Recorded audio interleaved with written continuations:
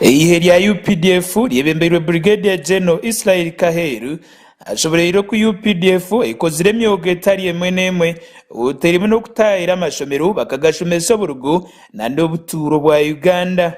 We also had barazas, and the barazas were extended to some few selected secondary schools within the Rubirizi district to give a dose to our incoming generals, MPs and ministers to understand where their country has come from and where their country is and where their country is headed.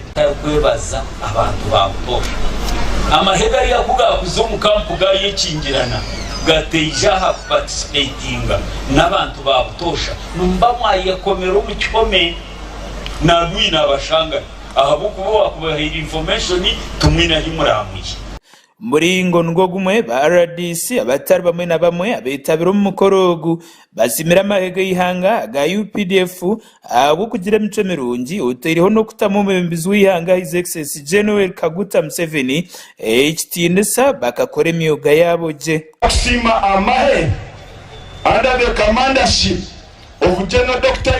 Bahaburwa Kaguta muterero mungaro agarikomara. And we can manage any situation in the case of anything. So it can na security vigilance and amahegi tugabire successful. They have managed the ADF ahabwa 1 inch.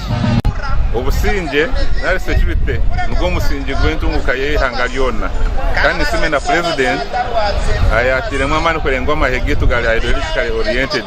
Barugomba amayigitu ngarugomba kurengo twakwatanisa hamwe twatungure hangagiye twatunge ibyanga byetebe iyo bikiri aho chairperson w'entebe ya katanu aba district ya Rubirizi ahigira amahege y'ihanga ukwatanisa no mwebembezi w'ihanga ukurwanisa bushomankuzi ubashoborera ngo burengesere izo mu ihanga kandi n'ubugari ihanga iri nyuma twaterera kongaje mukatwihira mu bworo Kano bworo bwaguma taro businge